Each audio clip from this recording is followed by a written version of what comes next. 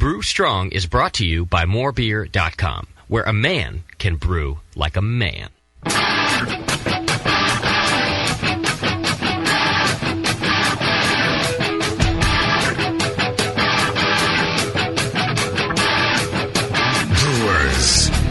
it's time for the beer radio you've been looking for. This is the show that dispels myths, tackles the toughest topics, and makes no apologies for geeking out on beer. Hosted by two guys that drink before they think. Jamil and John Palmer. This is Brew Strong.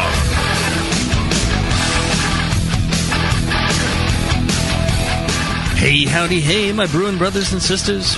Another fine episode of Brew Strong here with my good buddy, John Palmer. And, howdy. I am Jamil and we are talking in the third hour of our Water Ganza, which is water. We're talking about one of the most important ingredients in a beer. You know, it's 90-some-odd% of what makes up a beer. And as John talked about in the very first episode of the Water Ganza, it really can make the difference between a very good beer and an excellent beer. A beer that places third place and a beer that places first place. This is, the fine-tuning. Once you've kind of mastered the basics of the brewing process and you've got your fermentation down, your pitching rates and all that, and your sanitation dialed in, this is how you take that extra step. This is how you get to making, really outstanding beers. And what I think a lot of people find is that they've been brewing for a while and they're very good brewers, and you'll see this in the national homebrew competition. You'll see that people will do well in certain styles year in and year out, and in other styles they just can't seem to brew a really great beer, an award-winning beer in those styles. And I think that boils down to water and what their local water is right, or what That's kind of adjustments they tend to do. I mean, you have any other thoughts on that, John? Am I out the lunch here? That's exactly right. I mean, I've talked with dozens of brewers that have that that seeming handicap. He says, I'm great at pale ales. My stouts never turn out, or vice versa. I can't brew a pale beer. My dark beers are good, but I can't brew a pale beer. And it's the limitation of the water they're working with. Right.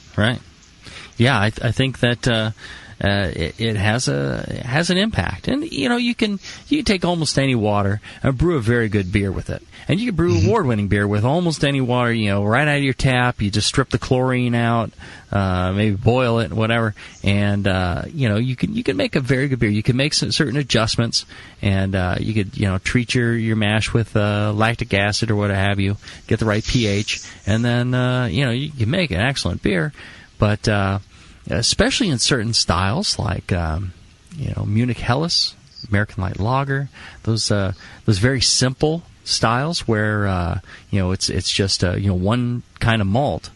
That's where water adjustment really rears its head, and you can tell the difference in beers depending on that water adjustment.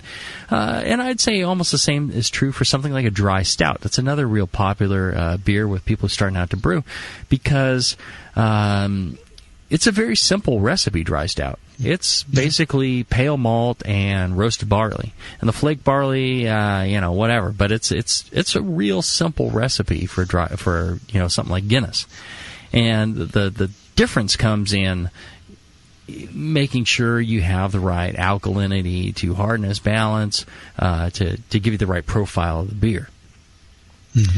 So what we're going to do in this episode is we're going to walk you through, or John's going to walk you through these, taking a one kind of understand.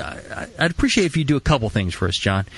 Sure. If you could help us understand a water report and what we'd be looking at, and when we see what, should we say, oh, screw it, I'm going to go with distilled water, or hey, I'm not that bad off, a little tweaks and I could do all this, that kind of thing. How do I read that report? How do I understand it? How do I kind of make a decision about what I need to do? And then once I made that decision, what tools should I use to make my calculations? And then walk me through a recipe and exactly what I do at what time and throw it in and give me some standards. If you do all that in this hour, I think you'd be a god to more people than you're already a god to. I will even surprise myself. There you go. Well, and also I wanted to mention our fine sponsor, morebeer.com. The guys at More Beer are very supportive of everything we're doing here at the Brewing Network, and them sponsoring us makes this kind of content available. And it's not just anywhere you can get 3 hours of an expert's time, kind of filling you in, giving you education on something like water, which is a tricky subject. So my kudos to morebeer.com and the fine guys down there. All right, John, start me off with what I say to start me off with. Well, it's how does style enter into this, I guess. Okay. And as we said the first there, you've got light beers and you got dark beers, and often people can brew one group of styles well and not the other.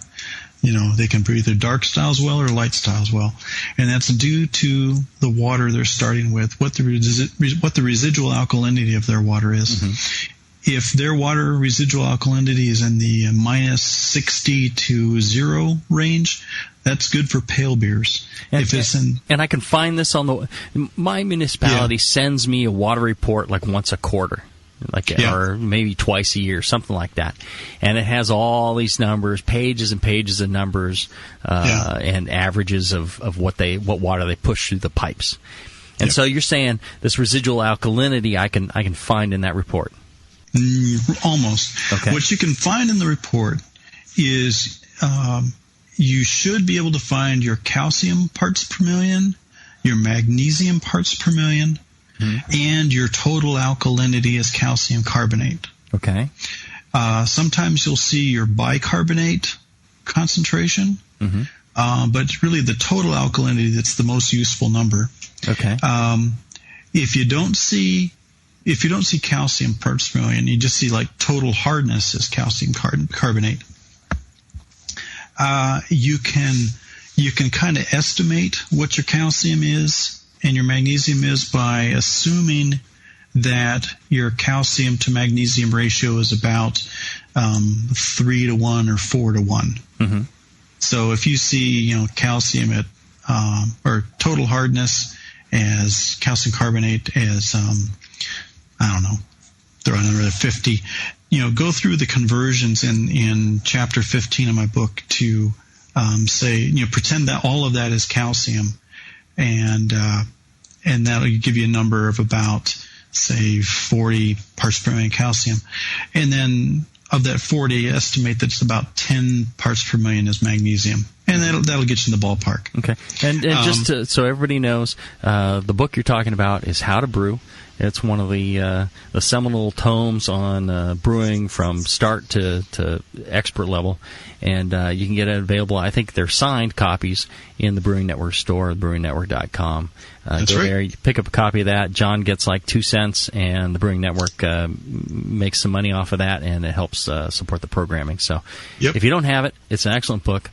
I give it as gifts to friends who are interested in brewing, and you should have a copy if you don't. All right. So Chapter 15 has that advice in it, right? Yeah, Chapter 15 is where I go into all this residual alkalinity in water for all grain brewing, where I really break it down to the nuts and bolts like we're talking today. Okay. So in your water report, you want to look for calcium, magnesium, and total alkalinity. Mm-hmm. You also want to look for your sulfate and your chloride, because that'll give you, an estimate of what the flavor profile of the final beer will be, and help you adjust those. And we talked in, I think it was episode 1 of the Water Gans about the ratio of the chloride to the sulfite affecting the bittering to the malty kind of balance. Right. So use these three mineral levels, calcium, magnesium, bicarbonate, or total alkalinity, to calculate your residual alkalinity for your water. And then you can go to the nomograph in my book, in the back of the book, or you can go to my spreadsheet online. I forget what the name of the spreadsheet is, but it's on howtobrew.com in chapter 15. Or you just do a general search and you'll find it. But anyway, from that residual alkalinity, you can look at the nomograph, or you can use the spreadsheet to estimate what color range of beer styles will best fit that water. And that's what I'm saying, where if your residual alkalinity is in the minus 60 to 0 range, that water is best suited for pale beers, golden yellow to light amber. If it's in the 0 to 120 range, then you're good for the pale amber to dark amber to copper colors. If you're above 120 on up to 250, that's where you want to brew the brown ales and the porters and the stouts, because the amount of acidity those beer styles have in their dark malts will balance that extra alkalinity, the residual alkalinity that the water has. That's what the name of the game is balancing. You always want a mash pH in the 5.2 to 5.4 range at mash temperature and 5.4 to 5.8 range at room temperature, because the measured pH will differ due to temperature. And that's all explained in the book too. But the bottom line is that no matter what style you're brewing, you want your mash pH to always be in the mid-5s. And when you look at the nomograph, it can be confusing, and I've had people email me about this. They'll say, I'm looking at the mash pH number on your nomograph against this residual alkalinity, so if I want to brew a stout, do I want to have a mash pH of 6? No, you don't. You always want your mash pH to be down in the mid-5s. What that pH scale is there for is it's saying if you were brewing with 2-row pale malt only, or Pilsner malt only, with your water that had a residual alkalinity of, say, 200, your mash pH would be 6 or 6.5. That's what the nomograph is saying, is that a base malt only mash with a high residual alkalinity water would have a high mash pH. To counter that high mash pH, you add dark malts to it. You don't brew a base malt only mash, and by using dark malts, you bring that mash pH down into the mid-5s where you want to be, because that mash pH drives good conversion, and it drives good fermentation and other brewing reactions, and gives you the beer pH that you're looking for, that helps express the beer's flavors at the end. Okay, so for the people listening along, at what point do they look at the nomograph, look at the water report, and at what point do they say, well, I need to give up on my water and, good question, cut it in half, or, start with distilled, or, what have you? Yeah, if you live in Texas or Minnesota, northern Minnesota, people there typically have high alkalinity water. And high alkalinity water is great for brewing stouts. But they'll have trouble brewing pale beers. So you don't necessarily want to give up, but you want to understand your playing field. You want to understand what your water is best suited for, and understand what you need to do to change it, to brew a different style. If you're in a high alkalinity area and you're trying to brew a pale beer, you can increase the hardness of the water with gypsum or calcium chloride additions in the mash. That will, typically, in some areas, you'll have simply high alkalinity and low calcium and magnesium. So you can raise the calcium and magnesium levels to balance out that alkalinity. So it's the ratio. It's not the total number necessarily, but the ratio that's right. important. Yeah, and you can brew, and I think that's where Dortmunder Export is a good example. Say compared to a German Pils or Munich Helles or Pilsner beer, you can have nearly the same color in a Czech Pilsner as you do in a Dortmunder Export, somewhere around say a 5 or a 6 beer color, which should be 10 EBC. But you can, in a Pilsner beer, one that's brewed in Czechoslovakia, in Pilsen, you'll have a lower total mineral profile in that water than you do in Dortmund. That'll have a typically higher mineral profile, but the residual alkalinity of the waters is the same, and the beer color is the same. Now, the beers don't taste alike. That's a big difference. I mean, the beers don't taste the same, but you've got the same color, and you get the same beer pH out of them. Mm-hmm. So another option in adjusting water. So in one case, you're saying you can just adjust the ratio. And yep. it turns out that'll work, but we're talking maybe the difference between a Dortmunder Export and a German Pilsner, and that's right. part of the influence there that makes that style that way. The other option is, of course, to take water with no minerals in it or very little minerals in it, like reverse osmosis or deionized right. or distilled right. water. And you add that to your tap water. Now, if I take 50% distilled water and 50% tap water, can I just assume that all the minerals and stuff are 1/2 the level that they were before? Yeah, generally. Okay, so it may be a little bit different, a couple percent, but generally it's half. Good enough for brewing, right? Right, So you could take anything that you have and cut it, by half or 3/4 or whatever percentage you want to kind of dial into whatever levels. Assuming all your ratios are okay, then you'd be all right to brew a pale ale. Is that what we're saying? Say you got stout water and you add enough distilled water, and all of a sudden you can brew a German Pilsner. Yeah, just about. I mean, again, it's a question of ratios, and you've cut your alkalinity in half, but you've also cut your hardness in half. Mm-hmm. Now, what you'll probably want to do, especially in the case of a pale lager, is you may not have enough calcium left in that diluted water to get good flocculation and get good clarity. And the fermentation might suffer a little bit compared to one where you had good calcium in it.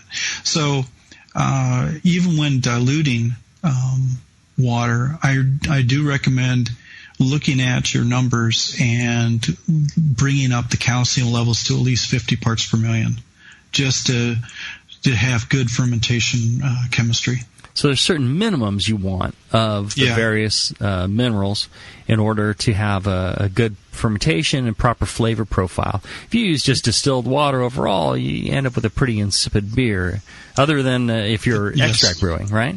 Right, that's right. Yeah, and calcium is really the only requirement. Okay. If you're brewing a high adjunct beer, then you may want to add some magnesium too. If you're adding, calcium to distilled water, because your magnesium will come from the malt. But if you're using a lot of, say, sugar adjuncts or something, you may want to increase the magnesium levels too to make sure the yeast get enough. But generally, calcium's the one you're mainly watching for. Okay. All right, so let's take a short break, and when we get back, John, if you could walk us through brewing one of the recipes from Brewing Classic Styles as far as, getting the right mineral profile. Back after we'll do. this.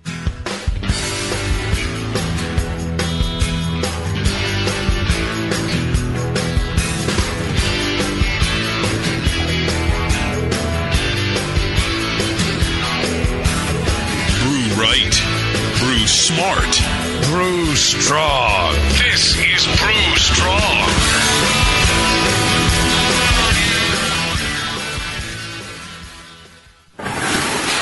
Hey, Push, the new brewery's looking good. Thanks, Finn. Piece by piece. Well, let's fire her up. Whoa! Is that a new kettle? Yeah, just got it brand new, but paid half price. What? And that blade scale? 40% off. The new tap handle? $5 instead of 13.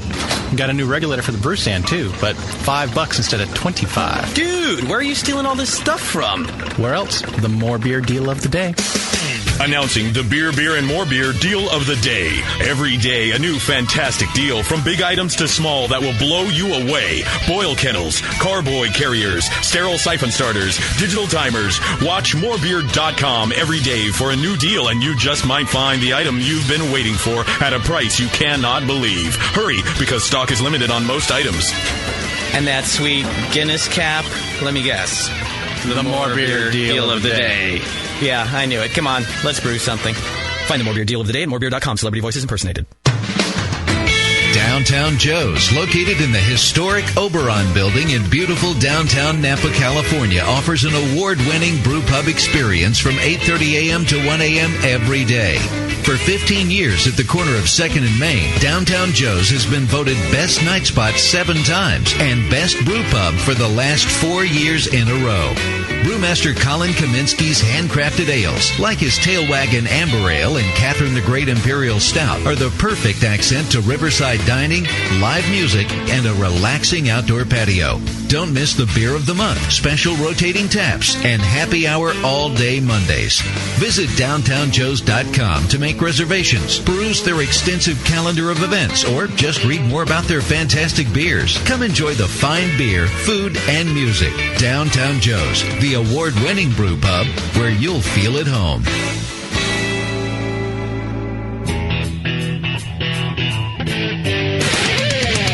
White Labs, your source for maltose mowing monsters, announces the White Labs Platinum lineup for 2009. Looking for out-of-the-ordinary yeast to make the best beer possible? The Platinum strains from White Labs are only available for a limited time and make your homebrew stand out. Through February, find Australian Ale, Essex Ale, and Dusseldorf Alt yeast. March and April, it's Nottingham Ale, Abbey 4, and Mexican Lager yeast. And May through June, don't miss Premium Bitter Ale, Belgian Wit 2, and Belgian Bastogne Ale yeast. Keep up with all the great yeasts in the White Labs Platinum program at whitelabs.com, where you can also join the White Labs Customer Club. Brew with the freshest and most unique yeast with the White Labs 2009 Platinum strains. White Labs. It's all in the vial. Hilo, what's it feel like? Take awesome and multiply it by 2. Yeah! Spraying live beer radio all over your face. Can't get any better than this, baby. It's the Brewing Network.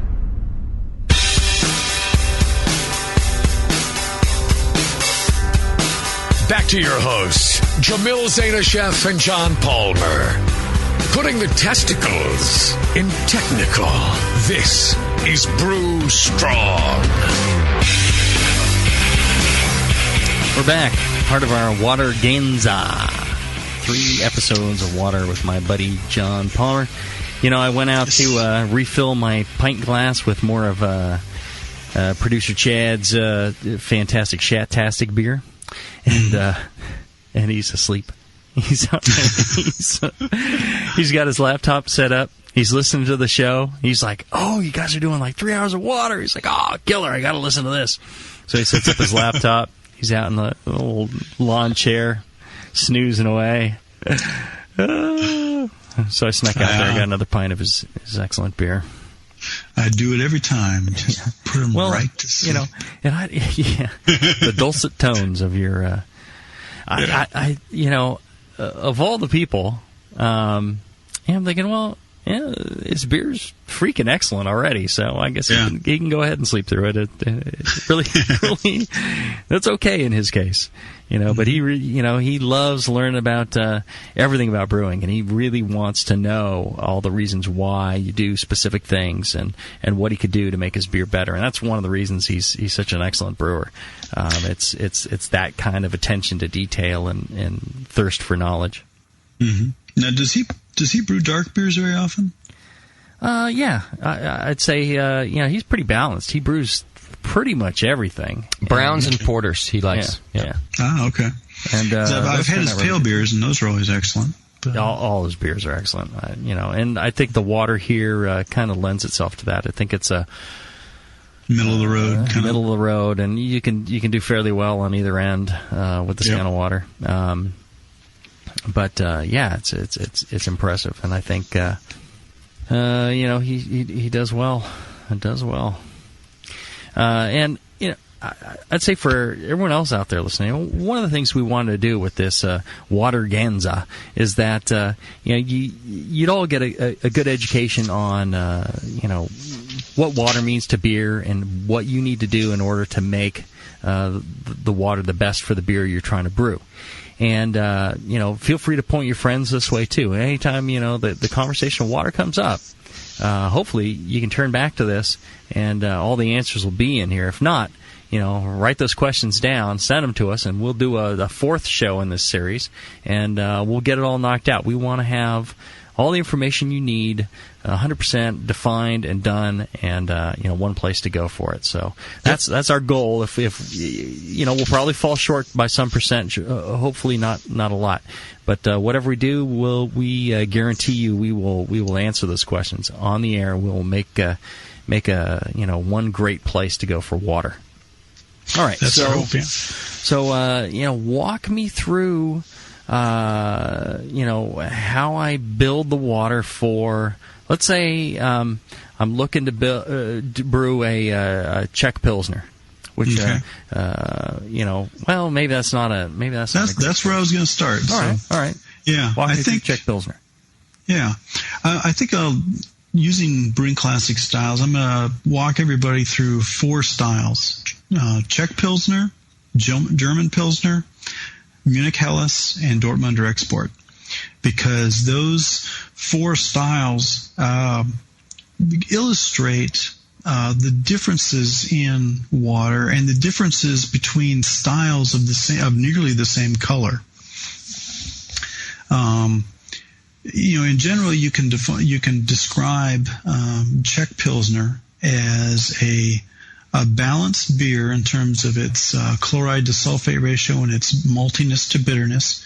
It's a substantially bitter beer but with the malt body to back it up, and but it's known to be brewed with a very light mineral profile. Not a lot of minerals in the water. Everybody's heard that Pilsner water is darn near distilled.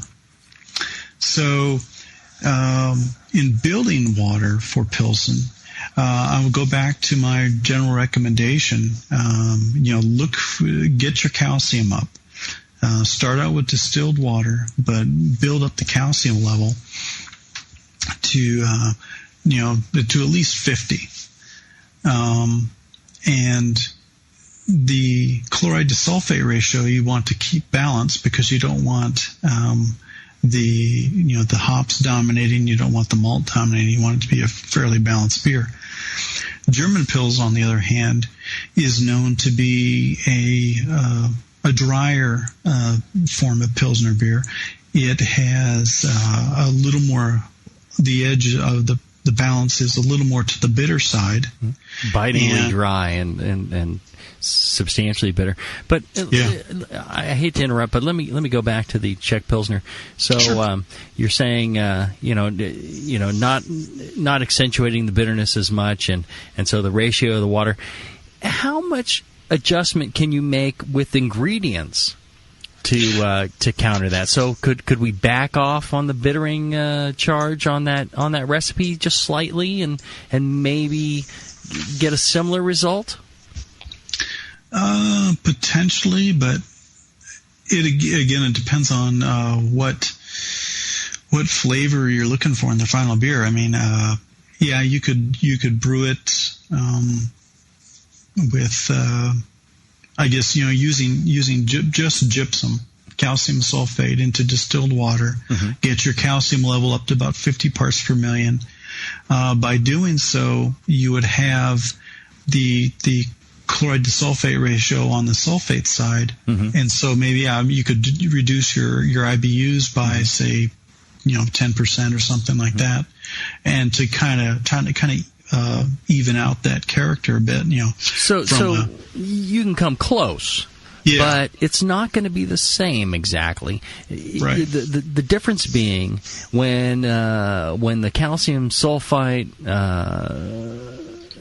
ratios are correct, or if you're trying to accentuate bitterness and you're increasing your sulfates and you go, you get a kind of a crisper, sharper taste to the hot bitterness. Right. You go the reverse, it's a softer, mellower hot bitterness. And, you can certainly change the amount of bitterness you have in there, but the character of the bitterness comes through differently, depending on the mineral ratios that you have. And that's why it's important to make that change. You can adjust and you can get close, but again, that's the difference between, the very best beers and the ones that are just shy of being the very best beers. I don't doubt that you could score 45 points without adjusting your water, but if you want to score 49, and nobody gives a 50 anymore, then you're going to need to tweak that water a little bit. Yeah, and so if you're going to build water for a Czech Pilsner beer, I recommend building that water from a combination of gypsum and calcium chloride. So you get half of your calcium from the gypsum, the calcium sulfate, and get the other half from the calcium chloride. That way you keep your chloride to sulfate ratio balanced, and you'll have a bitter beer, but it'll be a more mellow bitterness than the sharp bone dry bitterness of the German pills. Now the German pills, you're going to look at roughly the same amount of calcium in that water profile, but you're going to let more of the calcium come from gypsum, calcium sulfate, than you do from calcium chloride. So your ratio to the sulfate is higher on the sulfate side than you would on the Pilsen beer. Right, and in kind of building this water recipe, Munich, Germany, that area of Germany typically has a more of a medium level of mineral content than the Pilsen area. So I would look for a target of calcium at say 65 to 75 parts per million calcium. It's a little higher than 50. I could go with 50, or I could let it drift up to say 75. That's I'm in the ballpark for a German Pils, and I'm a little over my minimum. But what I'm really looking for in terms of the character of the beer is the chloride to sulfate ratio, and I want that ratio to be on the sulfate side. Munich Helles, by contrast, brewed in the same general region, medium mineral content water. Again, you're looking for calcium levels in 50 to 70 range. But now you don't want the sulfate to dominate. You want the chloride to dominate. Munich Helles is a maltier pale beer as opposed to the more bitter German Pils. So you've got a softer, less bitterness Munich Helles, and to help that along, you take building the same calcium level, you're using more calcium chloride than you do calcium sulfate. Okay. Dortmunder Export is a balanced beer. Generally, it's got a higher level of minerals overall, And I know you and I have talked. We feel that in terms of the style guidelines, maybe that gets overemphasized in terms of, you got to use mineral water to brew the beer style with. Yeah, that is misleading. What you're looking for is a residual alkalinity that supports the color of the beer at about 4 to 6 SRM. Or I guess the style guideline is 4 to 6. So a little darker than, say, the German Pils or the Helles. But you want to have a balanced chloride to sulfate ratio, and you can go with higher calcium levels, and you can go with some bicarbonate to balance that higher calcium without detracting from the style. So in building water for a Dortmunder export, I'd probably go with about 200 parts per million calcium, some 10, 20 parts per million of magnesium, 150 parts per million of total alkalinity, and then having the chloride to sulfate ratio balanced at about 100 parts per million for each. Okay, and so you would calculate this out by grams, and the reason you use grams is because it's a little more fine, a little more precise than using ounces on most scales, anyways. And then if you can weigh to tenths of grams, that's fine, and a lot of the scales will do that.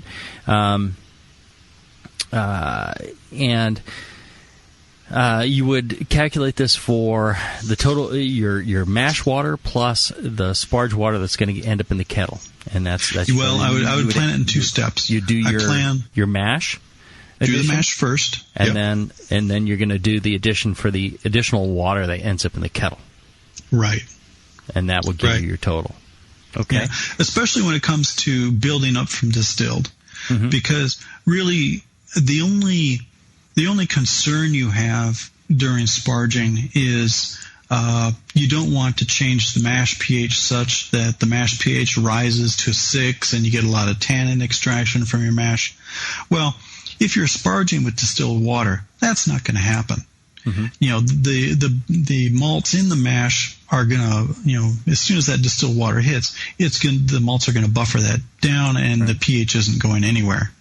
It's when you're sparging with highly alkaline water that you get, like in northern Minnesota, Texas, Utah, a couple places, heavy limestone areas, that you need to be concerned about the pH of the mash during the sparge and tannin extraction and such. But if you're building water from distilled, you can sparge with distilled water without a care in the world. All you want to do is say, I've got X gallons of water where I have my Dortmunder profile and in the mash, and that's going to the kettle. And I've sparged with, say 5 gallons of water into the kettle. I just need to make up that 5 gallons that I added to the kettle and put mineral into that, so that the beer coming out of the boil, and when you go to the fermenter, is roughly, or is the total profile that you wanted, minus evaporation. So you're talking limestone country, then you're talking cave country, and a lot of the, I guess Tennessee and Missouri and Arkansas, a place like that, have some good cave country. Right? Yeah. So they would be affected as well. And one of the things, on the sparge water, distilled, but you could also do like a 50-50, distilled in your tap water and get yourself in the middle range, and then that's fine as well. You're not going to run into a problem there either. And it's cheaper for people, buying distilled water or, making your own, or RO, as long as you got a lot of water you can waste. RO is actually pretty cheap to make yourself. But I think what you did here is brilliant, because I think you're pointing out the difference in 4 very similar beers as far as the recipes go for Czech Pils, Munich Helles, a German Pilsner, and a Dortmunder.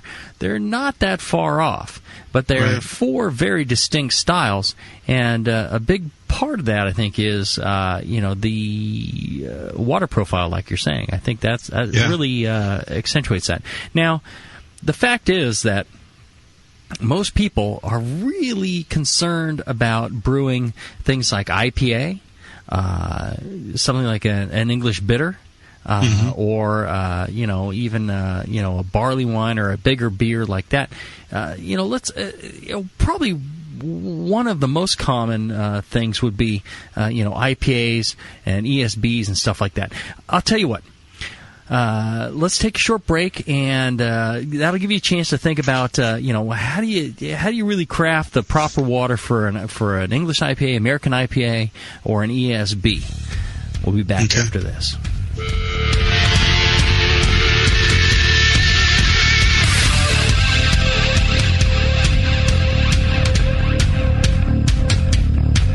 Keep your carboy cap on.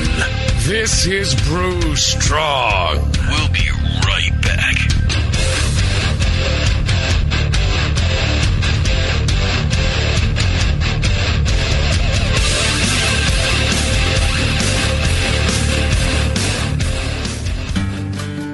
Williams Brewing is your online resource for prompt delivery of quality home brewing supplies. Since 1979, Williams Brewing has offered the finest equipment and freshest ingredients and the best customer service in the business. Cut hours off your brewing sessions by using one of their 11 varieties of famous Williams malt extract. Their Williams German Pils is mashed with pure German Moravian 2-row barley malt for a light blonde color and malty crispness you just can't get from other extracts. Or check out their unique fermenters, draft beer equipment, bottling aids, and more.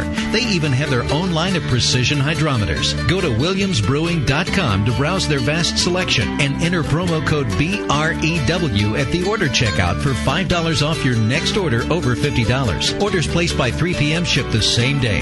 Again, go to williamsbrewing.com and enter promo code BREW at checkout for $5 off your next order. Brewing is easy, the Williams way. Nico, listen, our lawyers said that we had to do this for 1 hour, and after this, we don't have to talk to each other for 3 more months to the next meeting. Kids, come on, let's get out of here. I'm supposed to have more lines. I'm the professional. Hey, it's Sully. And I'm Nico. And we opened the 21st Amendment 9 years ago at 563 2nd Street in San Francisco, just 2 blocks from Giants Park, to make great beer and have a great time doing it. That's right, because to us, the 21st Amendment is more than just the right to make beer. It's the right to experiment, to be innovative, and just do things differently. And so now, we're putting our craft beer in cans. That's right, cans. You can find our world-famous Hell or High Watermelon Wheat Beer and Brew Free or Die IPA throughout California and Alaska. And now it's also available on draft at select accounts in the Bay Area. So next time you're at your local neighborhood pub or good beer store, be sure to ask for 21st Amendment in cans. Because everyone likes it in a can. Tasty crack cans. Tasty crack can.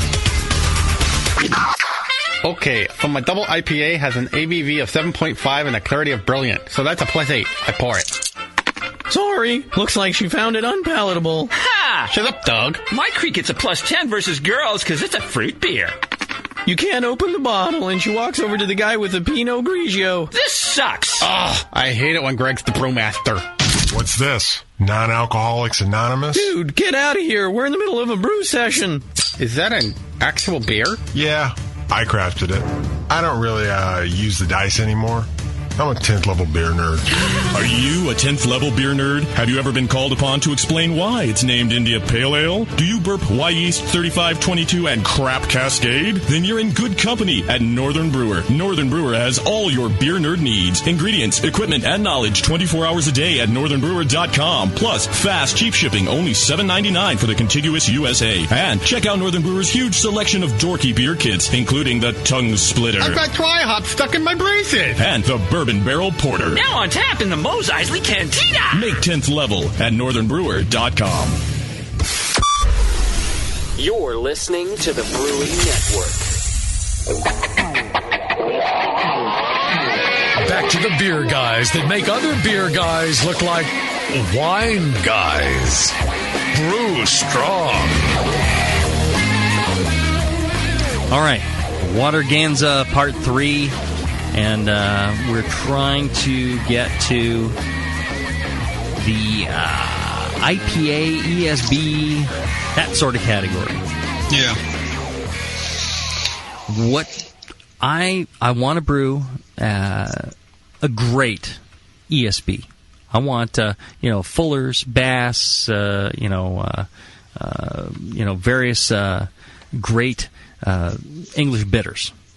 Right. And I hear Burton-on-Trent.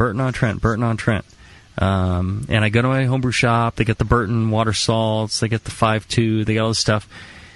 But any of those, it really depends on the fact that I'm trying to brew an ESB and the water I'm starting with. I mean, help me out here, John. How do I go about this? What are my steps? What I look at, and then what do I do? Okay. Well, take Burton-on-Trent is a benchmark. You hear that it's a high hardness water with a lot of sulfate, high permanent hardness kind of thing. So you can safely say, okay, I'm going to be adding a lot of gypsum to the beer, but and we're building this from distilled, right? Rather than say building from a kind of a medium water. Yeah, sorry, I was having some shatastic here. Okay. Right. Well, both. Okay. Let's start with building from distilled then. Okay. All right.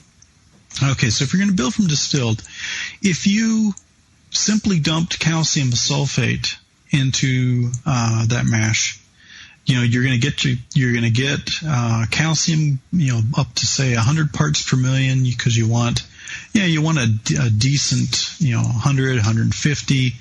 You want a decent calcium level in there to go after the high mineral character of Burton or London. But if you did that alone, you'd have the calcium, you'd have the sulfate, but you would have a very low residual alkalinity, something that's good for brewing extremely pale beer. But not so good for brewing the copper colored, the deep ambers that you often see in an ESB. Mm-hmm. So what I would recommend there is adding an equal amount of chalk to your mineral addition to your mash. So add say 4 grams of chalk and 4 grams of gypsum. And this is for a 5-gallon, 18, 19-liter batch, right? Right, yeah. Assuming mash, assuming like a 1054 beer, and 1.5 quarts per pound, that gives you about 11.5 pounds of malt and a mash water volume about 4.5 gallons.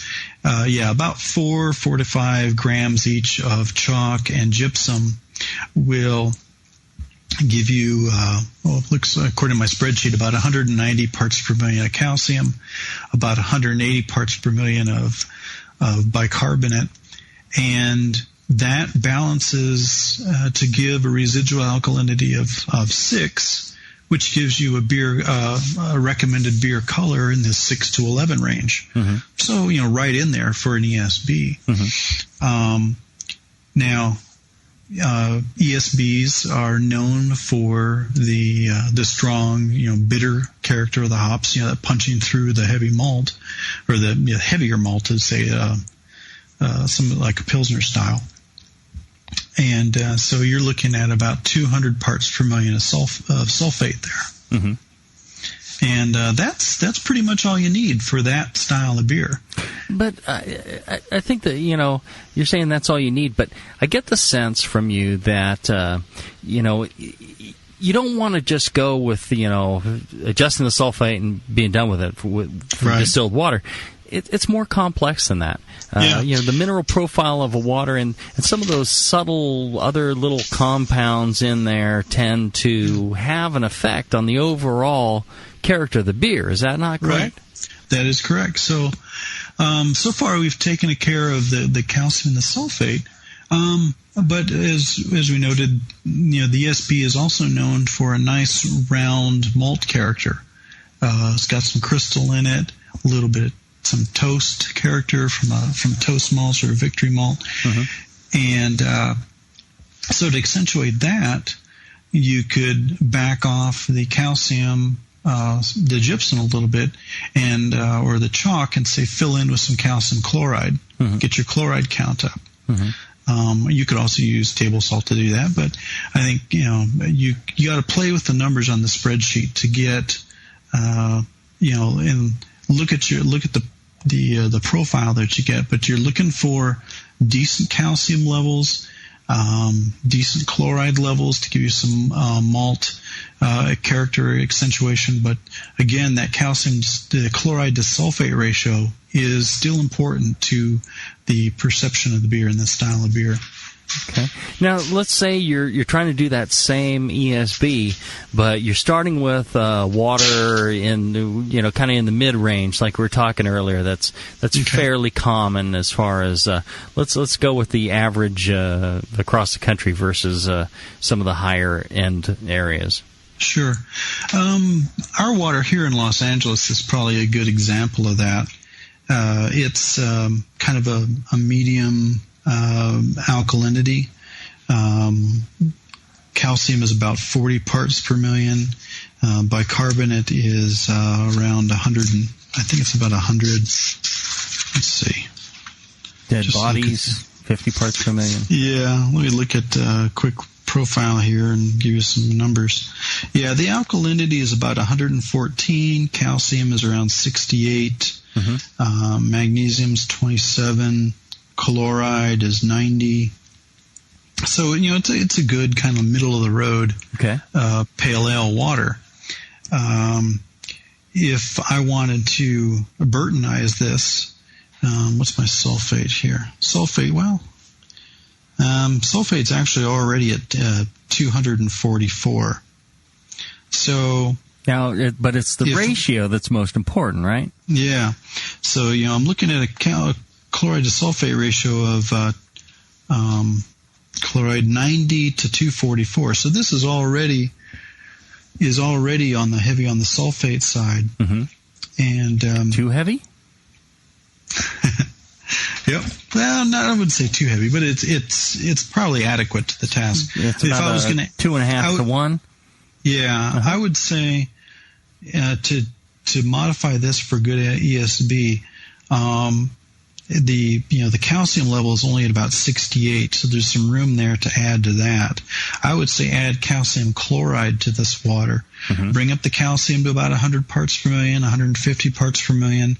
Bring up the chloride to, say, 150 or even 200 parts per million. The ratio is still, on the sulfate side, but now we're giving that malt character some more support, and to help fine tune that beer. Okay, now same water. I want to brew a dry stout. Okay. You're not really looking for sulfate in a stout.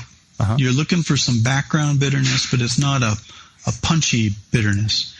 So you're looking for more of a balanced chloride to sulfate, or maybe even a little more to the chloride side, depending on what type of, what your preference in the stout is. I would, but this water, this good medium pale ale water, if you brew a stout, especially a strong stout with that, you're probably going to end up with kind of a one-dimensional roast character, because the dark malts in the stout, again, depending on how strong you make it, are going to drive that pH a little low, a little bit too acidic, and that's going to result in a little bit of acridness to that beer. And frankly, I've tasted this beer all over the country. You go to a brew pub, you have their pale ale. They got their pale ale, their brown ale, and they've got their stout. And the pale ale and the brown ale are good because you're working with kind of average water around the country. You try the stout, and it's got kind of a one-dimensional roast character.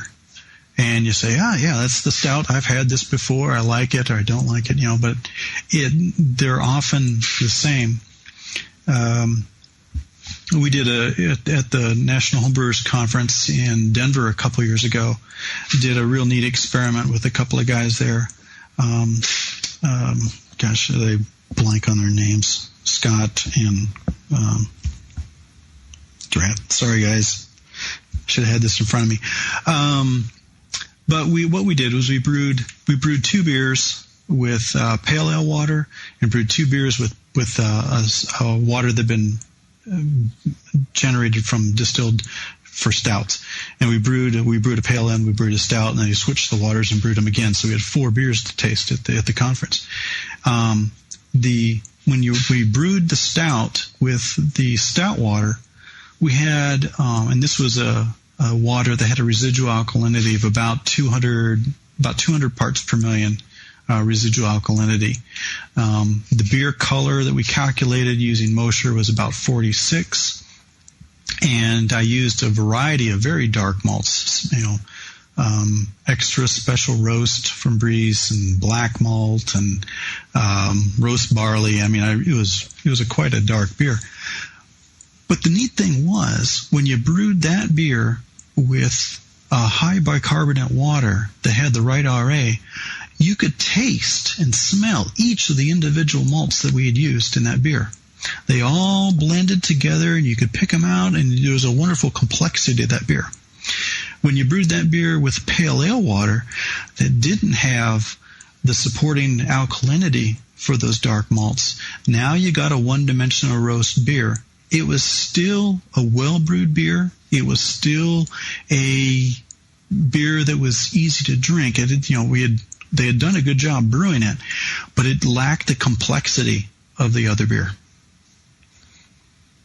So that's how changing the water can affect your beer flavor. And again, I think that's what you pointed out so eloquently in the first of the Water Ganza episodes, that here's the difference between a really good beer and just freaking outstanding. I mean, when you put the two side by side, same recipe, same great brewing technique, but here's the little thing that puts it over the top. Now, I don't encourage people to go hog wild on water adjustments until they've really worked out a lot of the other basics in the process.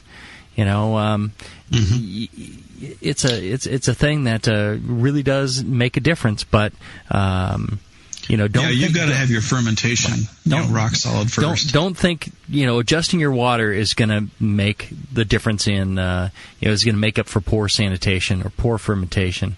You got to have those processes down. But I really do think, John, you've done an excellent job of really filling in.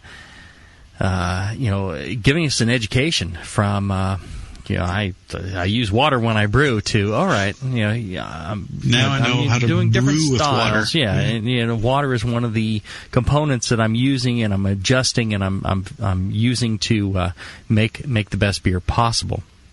And I hope that we've, or especially John, has done a great job of. Educating everybody and answering all these questions. I think we've probably covered a good 80%. I think there's always 20% out there that we need to hit. And you can always email rock at thebrewingnetwork.com, and that's going to reach my buddy Rock, John Palmer. And he can answer a lot of those questions. But what I encourage everyone to do is not just ask John for their questions to calculate their water for them, but to ask them questions about to learn the process, not to have somebody do it for you, but to have him what are the thought processes that go into making these decisions for yourself? Exactly. The education, and then John, I think once you collect 50 or 100 of these, let's put another show together, and Water Ganza Part 4 we'll put together, and we'll answer all those questions. And I think we'll have a nice full education for people as far as that goes. That'll be a good idea. Yeah. Justin, we got any questions from the chat for this part of the show? We do. A couple quick questions. What's the best acid to use to adjust mash pH? Is there a best acid? Well, it depends on what style you're working with and so on. I use lactic. Phosphoric and lactic are readily available at home brew shops. Okay. Realize that you're taking calcium out of solution if you use phosphoric. Mm-hmm. Realize that you can potentially add flavor using lactic. I would say this also, John, that if the amount you need to add is going to exceed 1 mil per gallon of batch, right? You're making a 5-gallon batch or a 18 liter batch, and you're adding more than a mil or 2 of lactic acid to the mash, you're going to start to taste it. But in that range, you can get away with it. You can go a mil or 2 mils, and it'll be all right. But if you get it past that, it's going to start tasting sour, just to adjust that pH. So you might want to cut your water with some distilled, and try again, or build the water up from distilled. Yeah. Okay. And likewise, what chemical then is best for adding calcium? You got a choice. You got calcium sulfate. You've got calcium carbonate. You've got calcium chloride. Each of them has their role depending on which style you're trying to brew. If you're trying to brew a stout, then use the chalk, the calcium carbonate, because you need the carbonates to balance the dark malts. At the same time, while getting some calcium for good fermentation health. Mm-hmm. If you're brewing a pale lager, then you're probably going to want calcium chloride and gypsum. If you're brewing a pale ale, you're probably going to want the calcium sulfate, the gypsum, over the calcium chloride or the calcium carbonate. Depends on style. Excellent answer, John. Okay. And then I love that answer. A follow-up to that, and a final question from the chat is, would adding calcium chloride contribute to some off flavors due to the chloride? No, it shouldn't. Okay. So chloride, not the same as chlorine. Right. Okay. Yeah. And also, when you start looking at a spreadsheet, and I don't care whether you're using ProMash or My Spreadsheet or Tom's or there's lots of brewing software out there, you're not adding that much. You're adding, a few 5 grams maybe, to 5 gallons of water. So if you're adding spoonfuls, you're adding too much. This isn't the kind of thing where you stand with the tin next to your and the spoon next to your mash and just start ladling it in, waiting for the pH to change. That's going about it the wrong way. You should calculate it out. It should be on the order of 5 grams or less. You've added in, stir, wait, 5, 10, 15 minutes. You should see a response in the mash. Check it with meter, check it with paper. Here's a question for you, John. Last question. And we're calling it Waterganza done. In the accuracy of measuring, okay, how accurate do you need to be? I've got the triple beam, which I've used to measure various powdered substances before. And, do I need that kind of accuracy, or do I need, the grain scale I have will measure just in grams? And is that close enough? That's close enough. I use a postage scale. I just, I think it does have tenths on there, but being an engineer, I know not to rely on tenths. If it goes to a tenths place, I'm only counting on an accuracy of plus or minus a half a gram. Mm-hmm. I'm rounding. If it says 8.3, well, I know that's probably close to 8. Mm-hmm. Or 8.5 maybe. Don't get don't freak out over about it. Right. Whatever you do, try and be reproducible. This is the thing we stress on the show is, try and make your process reproducible. So if you're going in and the calculations tell you need 8 grams and you do 8 grams and it doesn't taste quite right, if you are good in all your other processes, temperature control and fermentation and yeast pitching rates and yeast health and all that, and you're doing a good job of all that,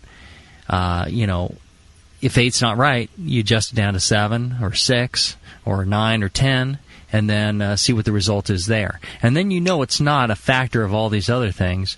Right. You can really dial it in that way, and it really doesn't matter what the numbers exactly say. The numbers are a starting point for you as a brewer, as an artist, to kind of dial in the rest of the recipe and the process and make your adjustments. And that's why reproducibility is so important. Anything else to add, John? No, that's an excellent wrap-up. Okay. Well, I think that's it. I think that's our Water Genza. Many thanks to morebeer.com, who sponsor this show and keeps us in condoms and blow and all the other things we need. And, and brewing supplies. That's actually what they keep us in. So I think it's another great show. Another show coming up, Can You Brew It? Coming up the opposing Mondays, and we're going to be covering Lagunitas. We're actually going to have a Lagunitas Genza. 3 Lagunitas beers, including the IPA, which everybody wants to clone. We have the recipe from Lagunitas. No kidding. All right. So until then, visit our sponsors, visit the Brewing Network store, pick up a copy of John's seminal work, How to Brew. And get Brewing Classic Styles to give you excellent recipes to brew all these different styles of beer. Another good book. And it all goes to support the Brewing Network. Until then, brew strong. Brew strong, everybody.